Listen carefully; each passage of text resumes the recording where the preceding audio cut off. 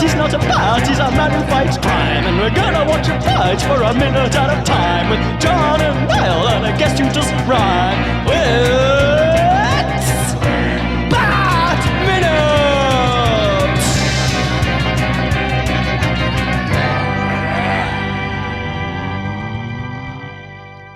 Attention, citizens of fair Gotham, and welcome once again to Bat Minute Forever, the show that has now been here for centuries. I am one of your hosts, John Parker.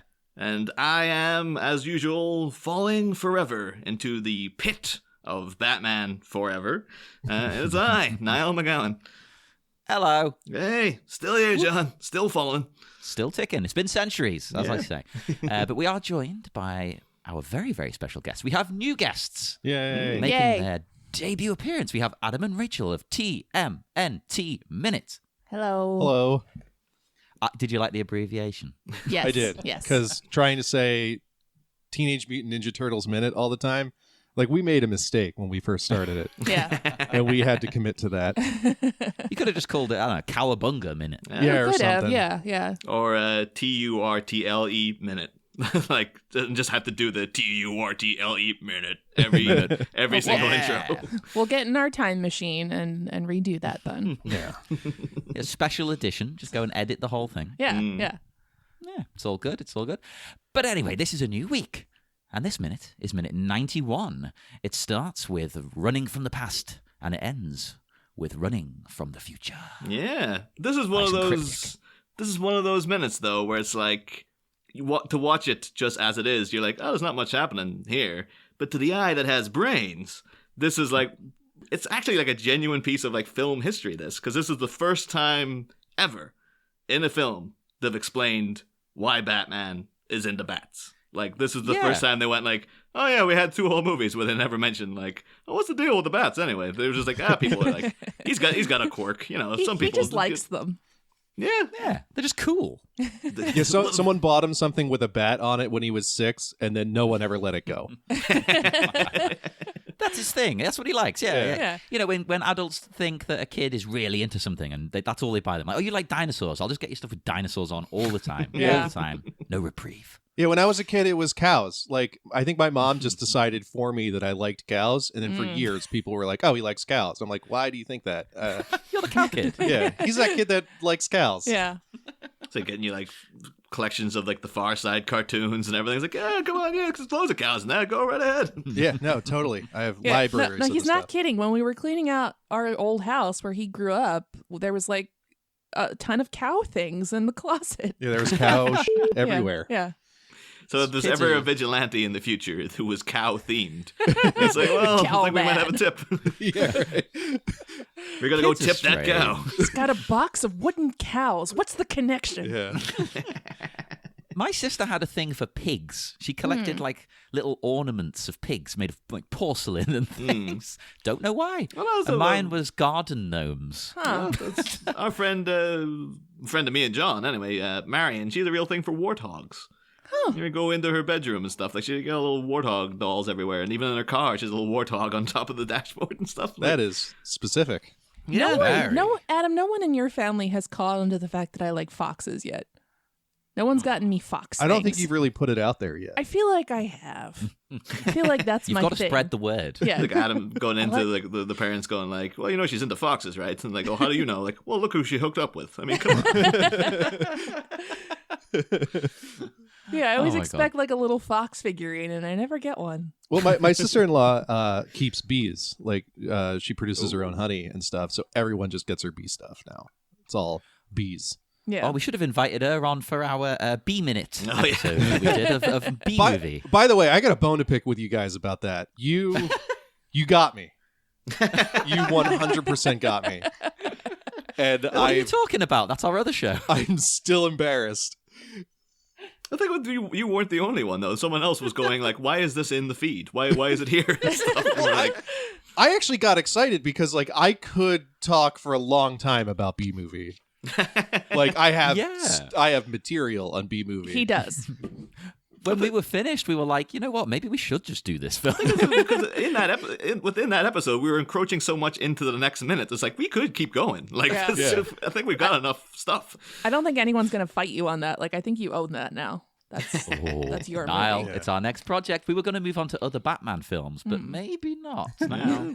Use it as a little break. Like it's the amuse bouche for the next Ooh. project. Yes.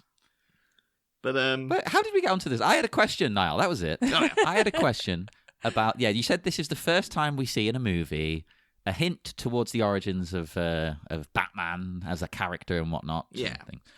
Had that been in the cartoons yet? I know it had been in the comics. Oh, yeah. I think, the animated series had definitely dealt with this. Yeah. Because you're more the cartoon guy. Yeah. And it is a thing that, like, well, the thing is that their version of it here is very specifically referencing The Dark Knight Returns.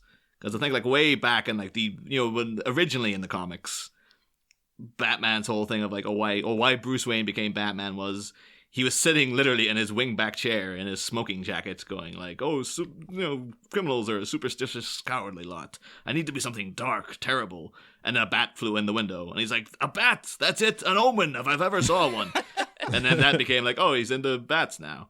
And I think that was Frank Miller years and years later was like, well, in the 80s, like, I think in year one, he introduces the whole, what's the actual terms, like chirotophobia?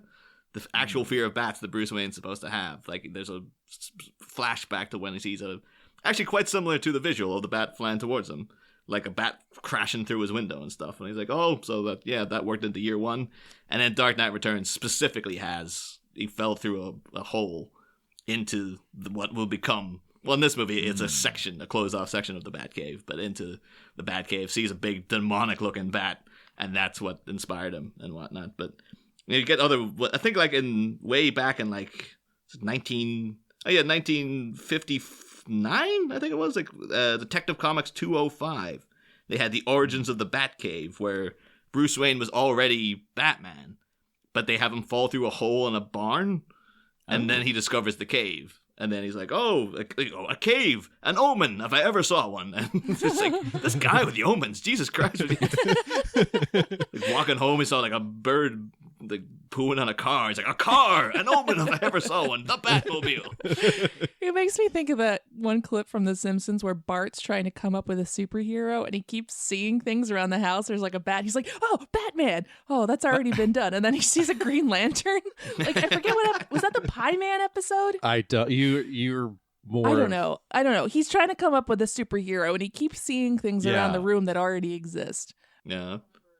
Though within the minute here, we do have Bruce Wayne, young Bruce Wayne, falling through this hole.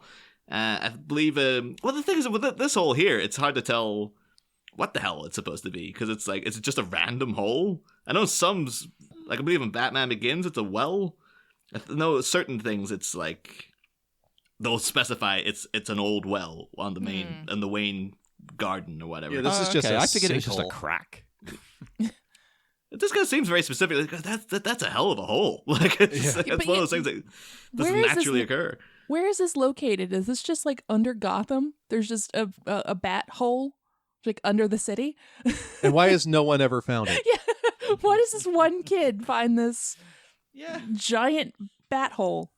I just guess that the garden's just never tended. Like Alfred's got enough stuff to do in the house. So like when Bruce Wayne runs out into like the field outside the house, it's like, no one's ever been out there. No one knows if there's a goddamn hole. It's a child-sized hole for this kid to tumble down forever, apparently. Yeah, I love how it's like, I fell forever, and then he falls like 6 feet. Yeah, it's that really annoyed me, right? That's my first note here.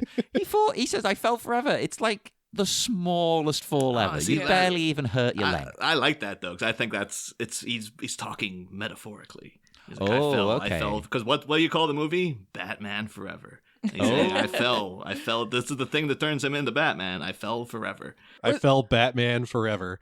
Yeah. Oh. Or this is like a fever dream where he just like tripped, but he's like hallucinating. So this is what he thinks he sees, but he's just like in a puddle. It wasn't even a cave.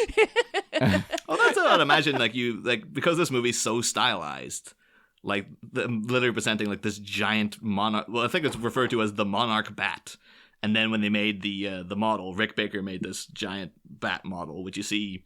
It's actually in a deleted scene. It's supposed to come up later on, where like Bruce literally comes face to face with this giant monster that tragically they cut from the movie. But I believe in that when Rick Baker made it, he called it the Evil Satrakian, which is like a hell of a name. And I tried looking it up because like, oh, Satrakian must mean something, and every result in Google was just for Abraham Satrakian, who's a character in The Strain, that vampire Guillermo del Toro TV show that came out a while back. And there's no mention of any other, like, oh, well, that's about vampires, which is, bats. It must have something to do with bats. And Google came up with nothing. It's like these two random people came up with this word Satrakian somehow. What the hell is that? That doesn't make any sense. So this isn't based on an actual bat, then? Because I thought the bats, when I used to live abroad in Pakistan, the bats were like, they were terrifying monsters that you couldn't see them because it was pitch black. You'd hear them and feel them flying across the treetops, like woof. I'd say you probably would get like big bats, but like I know they specifically within I think the scripts and stuff it's referred to as the monarch bat, and I'm like, oh, you must have monarch bats then. And then I Google that and I'm like, no, that's not a thing either. Like, but imagine that idea though that like it probably was like a normal sized bat that he saw. Or maybe one that was slightly big, but because it's a traumatized kid, he sees it as this big, giant, terrifying thing flying towards him. Well, that's also another reason it might have... kids misremember things. He also might have felt like the fall was massive. Yeah. And that's it really reminded me as well of... once again, I've been bringing up more and more this season.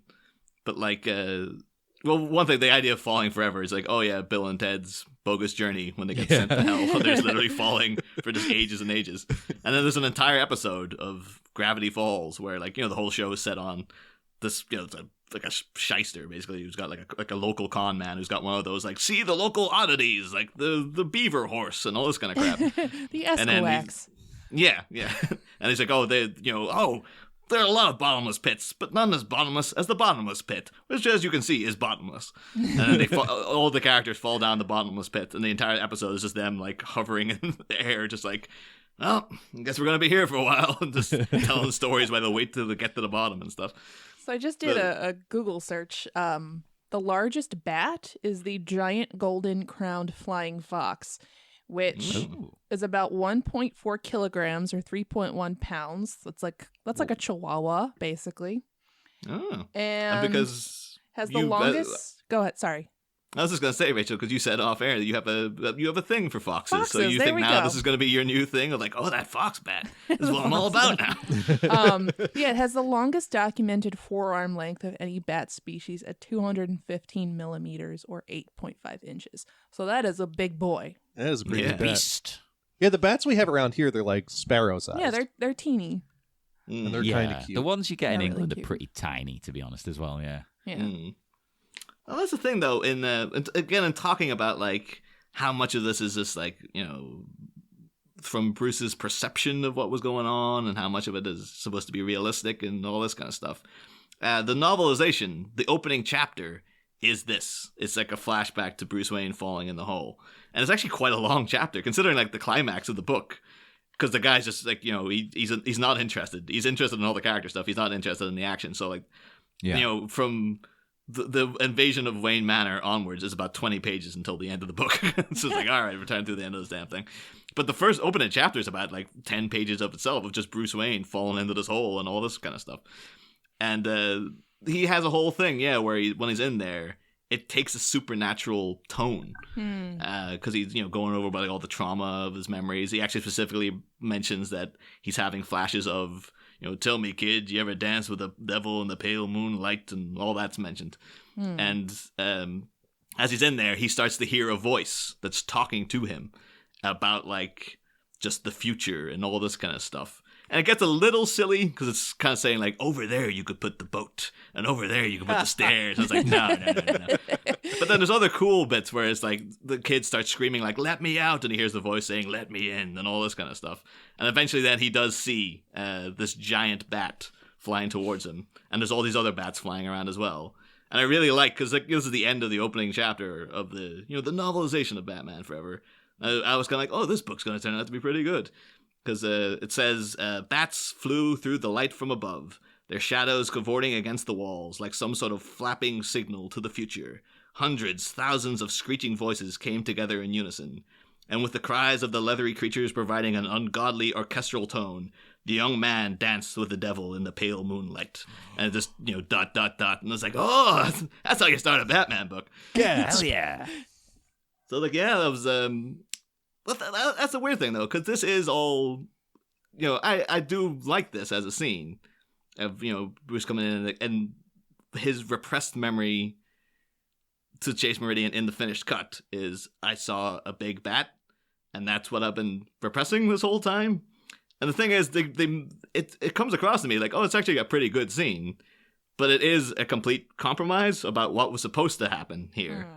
And it actually, if you think about it, it doesn't really work that much, because it's like, oh, Batman's repressed trauma was that he saw a big bat. It's kind of like, I thought he already knew about the bats. Like, that was, he deliberately chose to be a Batman. So why was he repressing it the whole time? Like, yeah, it like doesn't... he didn't realize that this was his trigger. Yeah, he's like, oh, wait a minute. It was bats this whole time. It makes sense now. No, that's actually a good point, though, because if anything, it's a reveal for us, the viewer, not for the character. No, it'd just be like him discovering, this is why I liked purple the whole time. It's just like, it's a bit of a weird, like, this was the thing that was traumatizing the whole movie, and you're like, oh, these repressed memories, they're bubbling up. There's something here, and it's like, I don't know, that's all, I guess, once you know what they've cut out, it's like, you had to get a workaround, I guess, but... Yeah. We all know how you get a love for purple. It's because you really have a thing for Prince. Yeah, that's how that comes about. How that happens. As Prince, of course, when he was a child, fell through a hole. Into a purple room. Into a vat of chemicals.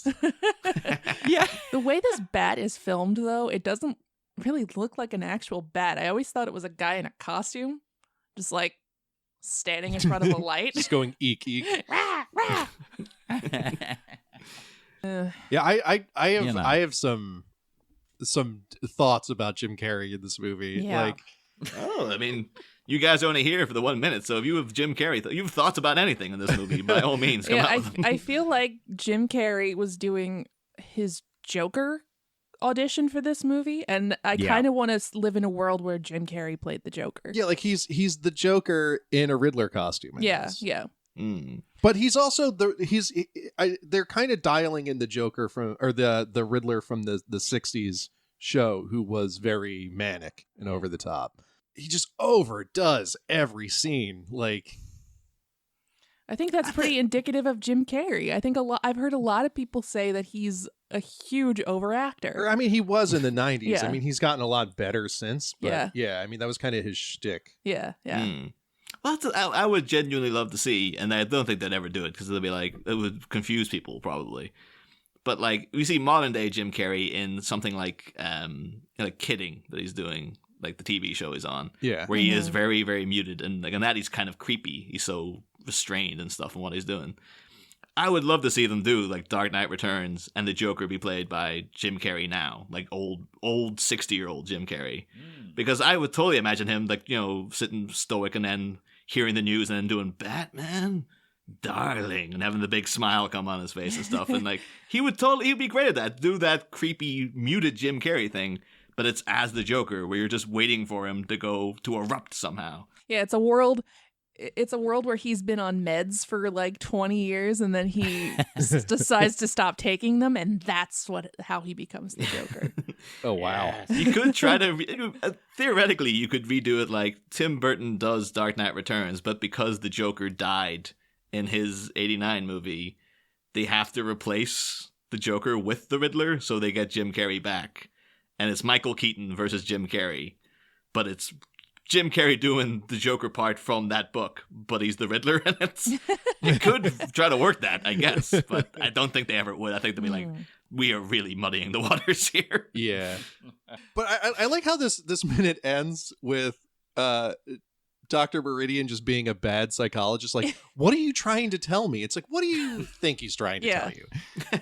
Well, jokingly, when we were watching this movie, we came up with the scenario of like, okay, let's take Spider-Man as an example. If Mary Jane was having a sexual relationship with Spider-Man and Peter Parker and didn't realize that they were the same person, like, how do you not know? Well, we kind of touched on that when we were on Spider-Man Minute for season 1, where we got the scene where they're in the hospital, and like Mary Jane's like, "Oh, Peter, I like you, but I'm kind of in like with someone else," and it's just like in that moment, as a teenage Peter Parker, he totally would have been like, "I'm Spider-Man. Yeah, that's me." So yeah. There were so many moments in this movie where I was just like, you should just be like, dude, I'm Batman. You love me because I'm Batman. Like, that's the way it is. And stuff. Like, you might as well be like, I'm a traumatized multi-millionaire living in Gotham City. You're like, oh, well, what does that mean, Bruce? Like, I mean, I've got a lot of memories and anger issues. Like, say it in English, Bruce. Like, I fell in a hole and saw a big bat one time. Like, what are you trying to say to me? Like, I'm Batman, for Christ's sake. put the pieces together. Yeah, like, come on. You bank lady. She's named after 2 banks. I don't know if you touched on that at all, but she's named 2 after banks? Chase No. Bank and Meridian Bank. They are 2 okay. U.S. banks, and it drives me crazy. That's Oh, really? that's great. We don't have those here. That's No. wonderful. Yeah. Didn't know that at all.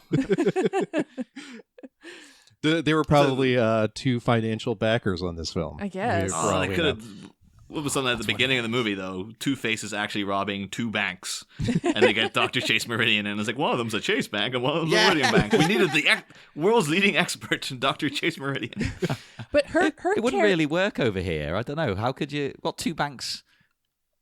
What banks have we even got anymore? Half of them folded when everybody lost money. I Is there still know. a Lloyd's? That's a name. I know. I'm with the co-op, so I've got that. Well, we just keep giving them more money Yeah. when they fail. So and then they keep buying each other. yeah. Well, that's the problem. All companies own about 5,000 other companies. Yeah. There's weird little trails. I've been with the same bank since I opened my first account when I was like 11, and it's changed names, I think, 4 times. You just have to keep throwing out those checks. Yeah. It's like, great. I guess I got to get new checks. Yeah. But Chase Meridian's character her character only exists in this movie, right? She wasn't like a classic. Yeah, Batman. she was invented entirely for this movie. Yeah, Okay. just because they had the idea of. It's just one of those things. Like, they're prepared to compromise other things. Where, like, you know, in the first movie, there's so much. Like, in the pre-planning stages, they were going to use Rupert Thorne for like the longest time, and then at the end they went like, well, just call this guy Carl Grissom. And he might as well be Rupert Thorne anyway. Like, Max Schreck could have been called Rupert Thorne. Wouldn't have made a difference. But they decided to make entirely new characters.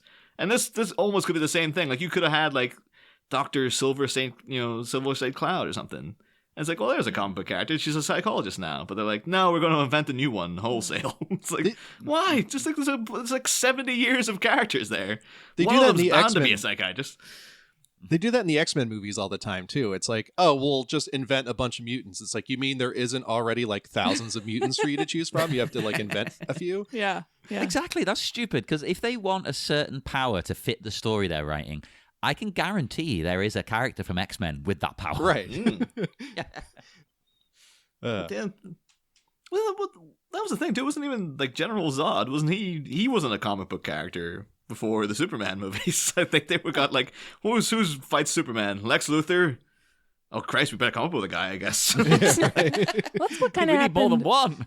That's what kind of happened with Harley Quinn, right? She only existed in the cartoon show, and then now Yeah. she's like Yeah. part of the canon. Yeah, she was a Bruce Timm creation. Yeah.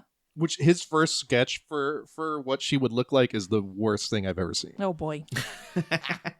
Hey, it's a sketch. It's a sketch. Yeah. We can't hold it against them. It was just like, what are you thinking? Yeah.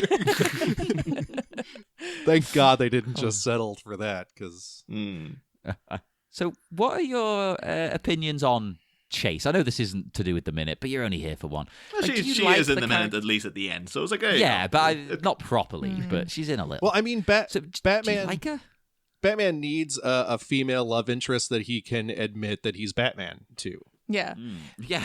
Every damn film. But yeah, I mean, think about that for just a second. There are a lot of women who know his secret. Vicky Vale, Selena Kyle, Bank Lady, and then what's the character in Batman Begins? What's her name? Rachel. Yeah. Rachel Dawes. Yeah, she knows. Like, Even Rachel Dawes, too, was another one. They're like, yeah, we just made up this other woman character. Like, there's like 1 million women in DC Comics. Why are you making up a new character? yeah. I think they should all band together and in secret ruin Bruce's life. And yeah, he doesn't know, and he solves the investigation. He works out who it is, and it's this group of women who've turned against him. Yeah, if because he screwed them over. if I had a deep, troubling secret that I wanted no one to know about, the last people I would want to know about that are all of my ex-girlfriends. Right? Yeah. Although that would be... They've all mysteriously vanished. That would be an interesting spin on, like, the Birds of Prey. Like, they all know that he's Batman, and it's their job to bring him down. Like, it wouldn't be Birds of Prey. That's a bad example, but, like, a band of women who know Bruce's secret, and they're just ruining his life. We need this comic written now. Yes. Get all the film characters back in there. Get your Vicky Vales, everyone. Even the ones who died, like, just bring them back. Who cares? It's a comic book. You can explain it any way you want. Comic book characters resurrect all the time. We've had a whole thing, like the whole movie, of saying, like, wouldn't Chase Meridian be better if she turned out to be a villain as well? There you go. There's still time. You can still do it. That's the thing, too, because they even set it up with within the fact that Bruce is, talking to her and getting some potential nookie in front of, like, the giant fire. Every time in the movies, Batman's making out in front of a fire. Selena Kyle and then friggin' Marion Cotillard in Dark Knight Rises always turns out to be a bad guy. So it's like, Her well, too. there you go. Chase Meridian could be secretly, like, she could be a snake in the grass the whole time. You just never know. One thing I do really like, actually, though, in this, because I think again, this is a compromised scene, but I it's done very, very well, though. Like, I love I love the giant bat, even though it's not realistic. It's like, oh yeah, it's a good visual. Again, harkens straight back to year one, and like even little touches they have, like as Bruce is talking, you can hear it buried within the sound mix. It actually has the bat shrieking, which is quite effective, and then it has a close up of Val Kilmer's eyes, but the lighting is he's in the cave, which is an indication that, like, oh, he never got over this. That little kid is now adult Val Kilmer in the cave. And, like, yeah, he's still there. His mind is still trapped within that, trauma of, his parents' death and then falling into this rabbit hole and seeing a giant friggin' bat coming towards him and stuff. It's like little things like that are just very, very effective. What if it was an actual rabbit hole, like a bunny burrow? And that's what he saw? He just saw some bunnies? Oh, bunny man. It's a little too on the nose, right? Well, at least it wasn't the pearls. Like, he wasn't Pearl Man. Yeah. Oh, God. That would be great, actually, because there is a really old tradition. I can't remember. It's I think it's in, like, some parts of the south of England, where there's these people, they dress from head to toe in pearls. Let me look them up. I think they're called like pearlies or something. That is they were stressing the imagination there. Yeah, you go, pearlies. Pearly kings and pearly queens. And they just clad themselves from head to toe in pearls, like, and thousands of them, and they put it all over their cars and everything. It's absolutely insane. He could have been a pearly. Yeah, that could have been where all of his trauma was. Because I mean, how often have we seen the pearls in? You know what? I am surprised that there aren't, at least in movies. I'm not sure if I can't think of any comics with it. I am surprised Bruce doesn't keep the pearls and it make a point of him, going over to them, holding them. As part of the flashback, he's reminiscing. He's got his mother's pearls. Why does he not? Yeah, they're like a rosary to the at that kid. point. Yeah. Yeah. Yeah. You could hold on to them like that. That'd be cool, actually. I want to see that. I can imagine, though, being, that been peak cesspool Gotham. When, like, the ambulance crew showed up and the police, they probably picked up the pearls themselves and were like, oh, sweet, some free pearls. Or they're in evidence somewhere. Yeah. Or they went to a pawn shop and then someone bought them. You could have a whole thing like maybe one of the policemen altered them and gave them to, like, his girlfriend as earrings or something, and then one time Bruce is out and says, like, those pearls look familiar on that woman. I want a whole comic where he's hunting the pearls down, and it's like Mr. Burns looking for his bear. Yeah. Or like he tracks them down one at a time, like individual pearl. Yeah. I almost have a full That could suit. actually be. That sounds like that would be a comic story. Like, the night of the pearls or Yeah. something. No, it sounds like a side quest in the video games that's really tedious Yes. because there's hundreds. Yes. Yeah, it's like the damn shells in Link's Awakening. Yeah. Yeah. Or the It's like, you found pearl number 48. Oh. or the original Triforce quest in The Wind Waker. It was the most annoying thing, and then they changed it for the HD remake. It's like, why didn't they do this the first time? It was their They apology. knew. yeah. Yeah. Like, sorry, guys. We know it was horrible. Like, look, people aren't going to buy a remake of a game if we keep this in there. Yeah. It's like, that's in Arkham City, though. It's like, Batman has been poisoned. He has mere hours to live. But he better go off and do the side quest, though. It's like, he's not got the time for that. No, it'll be fine. It'll be fine. Don't worry. It's like, he is literally about to die. Why is he going off to fight the Mad Hatter now? He has nothing to do with this. It's like one of those optional side quests in a game, but it's like, yeah, it's optional, but you're going to get a really cool weapon at the end of this, or like an upgrade. Yeah. So, like, Yeah. it's optional, but you should probably just do it. But Plus, I'm a completionist. If it says if it's an optional quest, if it says it or not, it doesn't matter to me. I'm gonna do it. Yeah. And I will regret every second of it, and I'll be angry that I'm doing it, but I'll be doing Because it. it's usually towards like the end of the game where it's like, this is a really annoying optional side quest, but it's like, if I do it, I can play more. Yeah. But I actually abandoned Link's Awakening because I realized the reason the game was so hard is because I had to get all the shells to get the better sword, and I was like, forget this. Ugh. Yeah. Don't blame By me. then, I Don't was so blame far me. into the game that I'm like, I'm not doing this. Yeah, I realized that too, and I'm like, well, time to grind. I need that sword. I'm too old to be grinding now. I can't be doing it. I haven't got the time or the desire. At the same time, though, like I've paid, like, all those new Tomb Raider games. I've never raided one of those tombs, like those side tombs. Yeah. But Oh, I did all of them? But then you go through, like, I've played the game through, and it's just like, I didn't stop the raid one goddamn tomb this whole time, because it's just like, there's a mission going on here. Why is Lara Croft's family's been abducted or whatever? Yeah. Why is she stopping to spend 3 hours trying to organize which plank to put where and all this kind of crap? Curiosity. I just did that with the Final Fantasy VIII HD remaster on Switch. I grinded these 3 characters, leveled them up, and then towards the end of the game, the one character gets like abducted and you can't use her anymore. I'm like, seriously, did I just spend like 3 days leveling her up and now I have to use someone else? No, I'm done. It's Final Fantasy VII's Aerith all over again. Yeah. Oh, I'm so annoyed with that game. I don't have the patience for RPGs because I cannot be bothered with all of the text scrolling. Yeah. Like, I get visibly Ah, angry Well, the by it. nice thing with the Switch version is like there's a fast forward button so you can speed it up and like breeze through all the text and like summoning animations. Like, this is great. But Oh, I see. Again, though, I'm such a completionist. I refuse. I won't. I'll read every single thing, and I'll read it. I'll create a voice for the character in my head. In my head, I'll read it with the correct, emotion behind. so you're just sitting there in your living room like acting out this game. See, Internally, yeah. I grew up with Mega Man. It's like, give me a gun and let me shoot everything that moves. I don't need a story. I don't need to know why I'm doing it. I'll just shoot anything I see. Yeah. Old school. John's partner will come in. She'll be like, John. He's like, I'm not John anymore. I'm Axel. And he's like just sitting playing Streets of Rage. Hey, if I did that, she would not be surprised. She's always just staring at me like, what the hell are you doing? Because I'll be speaking to her for 3 hours in a stupid voice I've invented. She puts down an entire pumpkin on the table in front of you, and then turns around and you've eaten it. You've somehow eaten it in one gulp. Like, I'm so much more powerful now. I'm more pumpkin now than man. Or you're just wearing it as a hat. I'll be amazing.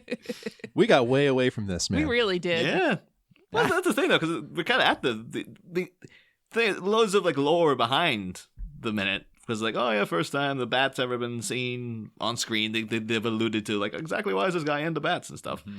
And they go the cut scene and whatnot. Like, does anyone have any other specific notes about what's happening within the minutes? Or No, I just had a thought. So I'd like a version of this movie where Alfred is aware that he's in a movie and his boss keeps changing.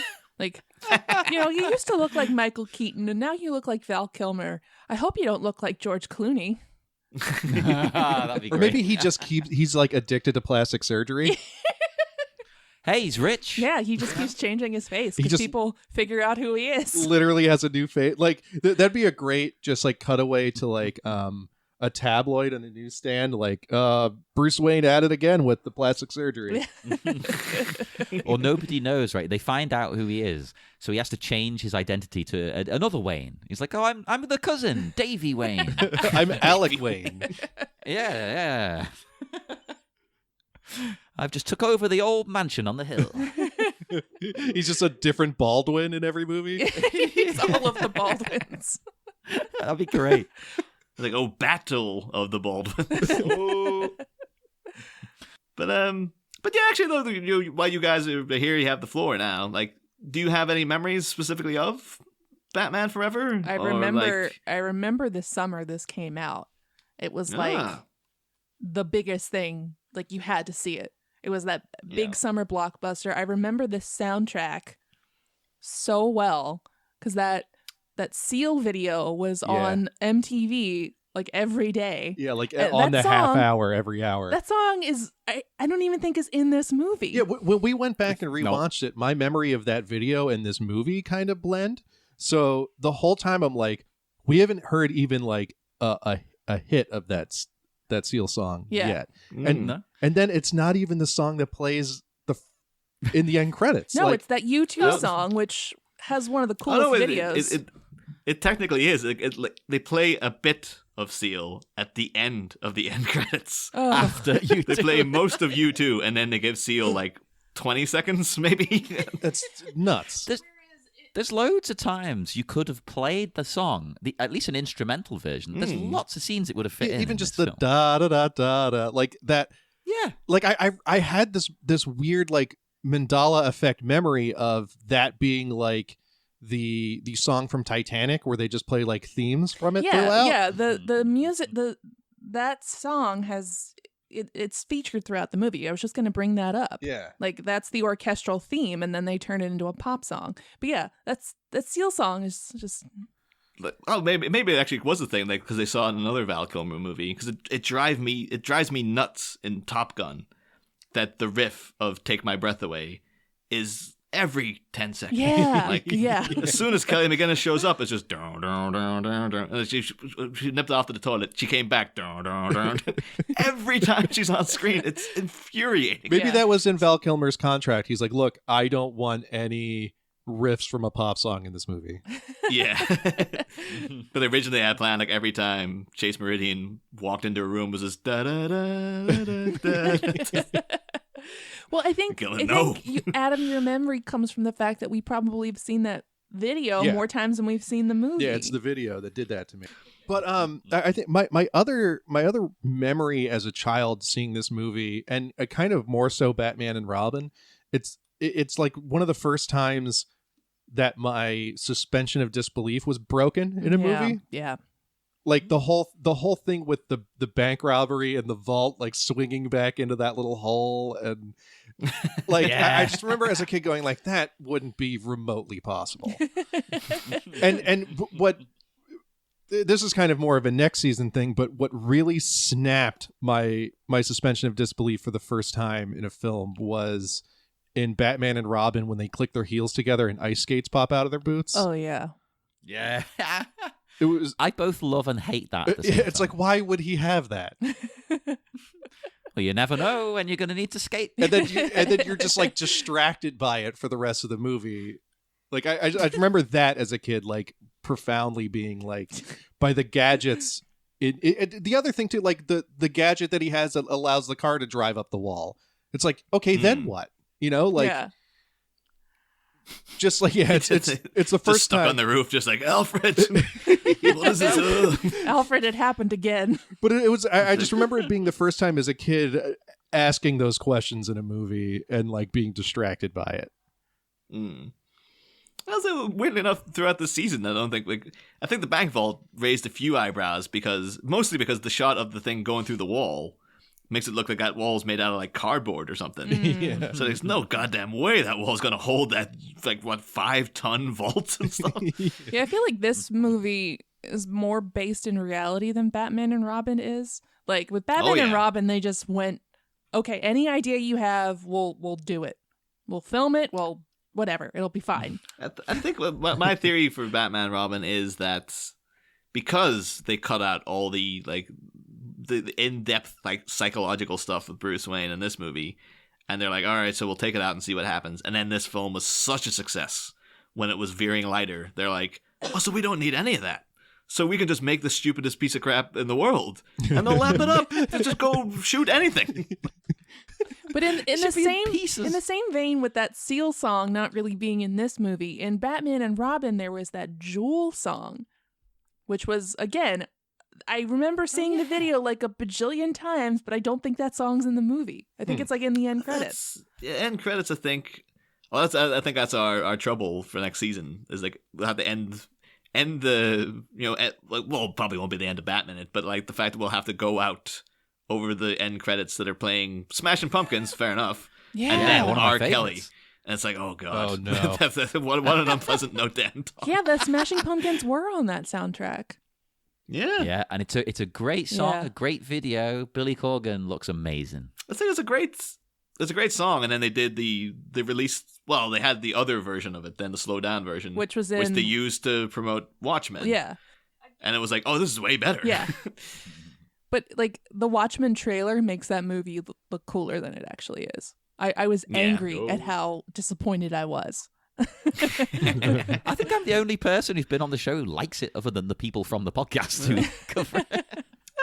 I've got beefs with Watchmen, but like at the end, I was like, oh well, it is what it is. It's got its pluses and it's got its minuses. Yeah. So. I just have trauma attached to Watchmen. At Really? the time when that movie came out, I was working as a film projectionist, Oh, right. and it's probably one of the largest prints I've ever handled because it was like Oh. 9 reels or something. I think it was 10 reels. It was disgusting Holy and crap. disturbing, and I dropped it in the booth. Oh. So I was just literally up to my knees in just spaghetti film of Watchmen, and I had to like stay overnight and fix it and splice it back together. So that just ruined my experience of that movie completely. You can never watch No, it again. Yeah, no. it's like this PTSD of just like that moment of watching it just hit the ground and just confetti all over the place. In slow motion. I bet. Yeah. Was it like Adam and like years later getting a job at HBO, and it's like, oh, it's your job to put the shows into the machine and make sure they play at the right time and stuff. I'm like, oh, what's coming up today? Oh, this Watchmen TV show. We're like, oh no, no! Yeah, it does that weird zoom where like the background gets real long. It was like somehow I was like, well, it's okay this time. It's just like on a USB stick, and then like drop the USB in a toilet or something. It just smashes into a million pieces. Oh. But yeah, I think we're kind of like, you guys have any other thoughts about Batman Forever in general? That are, or Batman, because again, your first time on the show, so on Batman in general. I have that a you want to fun- get off your chest? I have a fun anecdote. I won't name who this person is, but a very good friend of mine told me once that the moment he realized he was gay was when he saw Chris O'Donnell in this movie. Really? That's perfect, because I've been telling Niall all the time, Chris O'Donnell is the 90s hottie. He was to both very cute. women and men. Yeah, he told me that story, and I'm like, I can see that. So this movie was his gay awakening. That's so many people's. Like when Yeah. you talk to them, it's crazy. Yeah. I just find him to be the most bland-looking person. Like I don't get it at all. He just looks so like. If I had to describe him and a police, to a police sketch artist, I'd be like, I guess he was like a white guy. I mean, he was that like And that was it. he was that like generic 90s cute guy who Yeah. never did really much anything after Batman and Robin. I don't remember him from any other films. Well, he's NCISLA. No, he's. Well, Once you hook one of those shows, you're like, that's me for Yeah. life. Yeah. I mean, it's a good You don't have paycheck. to try I bet. anymore. yeah. Yeah. It's like getting on a soap opera. You know? Although Like, that well, was. I know it's a piece of crap, but I'll keep raking in the money Oh yeah, for sure. for no work. Although, though, again, Rachel and Adam, like the first season, I still won't let it go. But I always have to ask everybody. Like, I was always under the impression when I was younger that Jack Nicholson was supposed to be a sexy guy. Everyone thought like Jack Nicholson, oh, he's a sexy fella. And I found out since apparently Chris O'Donnell was regarded as sexy, and Jack Nicholson, no. Is this something you can verify?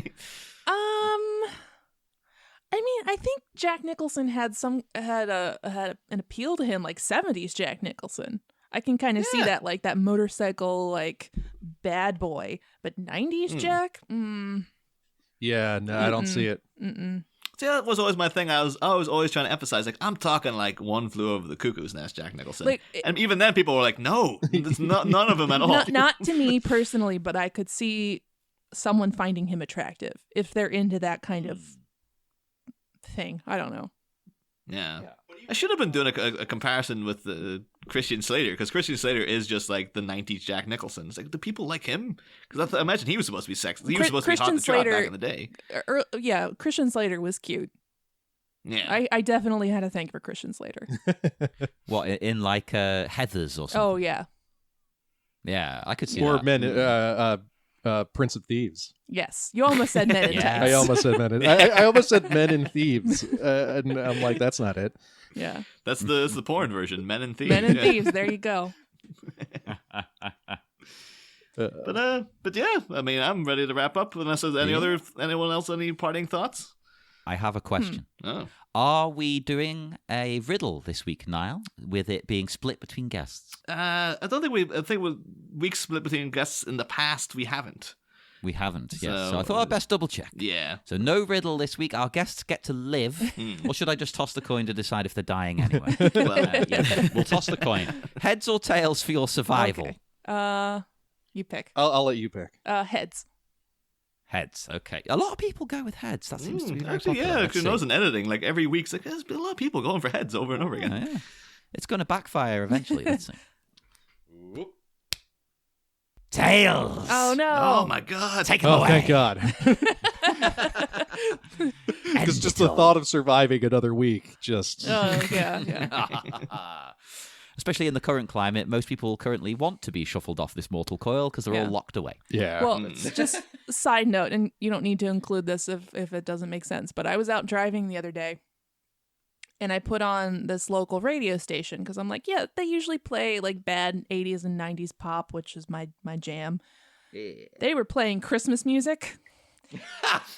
And I wanted to throw a milkshake at the closest person I could find. I was so angry. Is it because nobody knows what day it is anymore? Right. they- It's like, they're ju- unless you're not crazy, Yeah. listen to Christmas music I all guess day. they're doing it to make people feel better, but like it's the middle of April. Come on. It's not time for Christmas music. Yeah, that makes me want to put a wow. gun in my mouth. Yeah, I wanted to drive to the nearest place, get a milkshake, and then find a person and just throw it at them. I was so mad. It's one of the things that always makes me feel so bad for people working in retail, because around Christmas time, for like, what, 3 months, they just have Christmas songs piped at them. Yeah, I worked at a Over grocery and store over and over. when I was in college, and it was probably before Thanksgiving when they started the Christmas music. Yeah, I call it Mariah Oh. Carey season. Yeah. It's the only time you hear her on the radio anymore. And Bing Crosby. Yeah. Like, I can't name a single Bing Crosby song that's not Christmas. Yeah.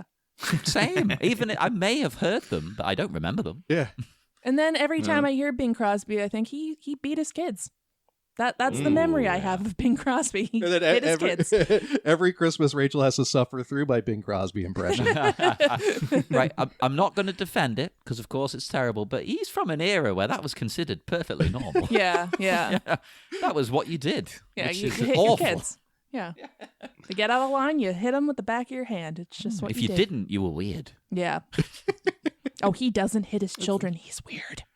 On that cheery note, we will head off into the dark, dark night. Before we go into hour 5 of this recording, would you both like to tell our listeners where they can find you and your show and whatnot online, or promote anything you like? Well, you can find us both at TMNT Minute on the social medias. And you can find me at Last Week's Comics, where I usually do a weekly comics podcast, which is kind of on hold right now because It's one of those things too. It's like, yeah, like, oh, that's a show could last forever. And it's not as if they're ever going to just stop making comics. right, yeah, And then they did. we're in crisis mode. We released a quarantine special that, like, I was looking at the metrics and one person listened to it for all of 1 minute, and then I found out that was just my co-host making sure it posted. Yeah. Really? Oh my god! And I was that's like, crazy. no one wants this right now. Oh. I thought they would. They just want to hear from you. That's what I thought. Like, with no comics, you would, at least want to listen to people talk about comics, and turns out, nope. No. Yeah, TMNT Minute, as of this recording, is on hiatus, but we are working on some special things that may be out by the time this comes out. Maybe Yeah, not, we've I got don't some know. special things in Yeah. the works. So, Are you guys covering the third movie? Because at the confession, massive Turtles fan when I was a kid. Like most children of the 90s, 80s, and 90s. Absolutely adored the first two movies. And I have never successfully sat through Turtles in Time. I loved whatever it as a kid. It was my favorite. I hate it.